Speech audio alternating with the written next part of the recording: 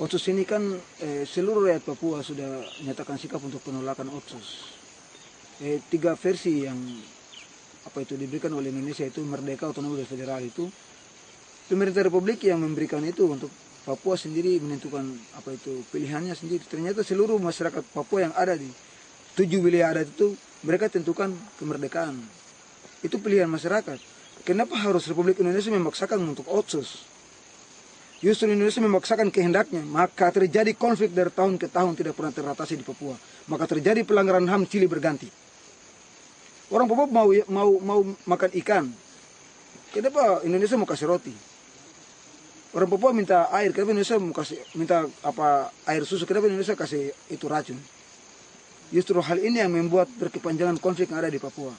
Kami Tentara Nasional klaim bahwa Papua merdeka itu harga mati dan tidak dapat ditawar-menawar oleh pihak manapun di seluruh dunia. Kami TNPB klaim bahwa Papua merdeka itu harga mati. Dan kami akan berjuang sampai titik darah penghabisan.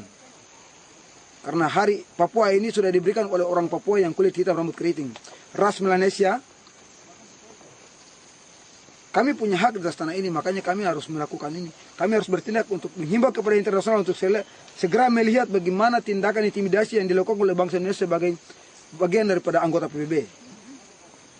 Jadi saya sebagai tentara nasional, sebagai pemimpin tentara nasional Teluk Cendrawasih, Sereri, saya menghimbau bahwa Otsus yang sementara turun ini, Indonesia tidak bisa memaksakan kehendaknya sudah. Sebab Otsus sudah mengalami kegagalan. Sekarang Indonesia memaksakan turun lagi Otsus Plus. Maksudnya Otsus Plus ini untuk apa sebenarnya? Modifikasi Otsus ini untuk apa sebenarnya? Kalau yang pertama sudah tidak jalan, yang ada itu hanya menguntungkan pejabat-pejabat negara.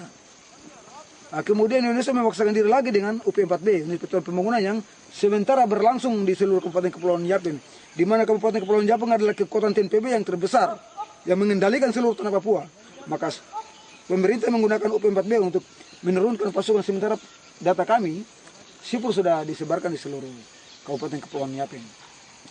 Dan saya jamin 1000% tidak akan aman. Saya jamin 1000% ketika militer melakukan infrastruktur, mengerjakan infrastruktur jalan, maka saya jamin 1000% tidak akan pernah aman. Dan saya tegas bahwa apapun yang terjadi, ini rakyat saya. Dan saya akan bergerak, bertindak adil dan jujur atas tanah untuk membela hak-hak rakyat saya.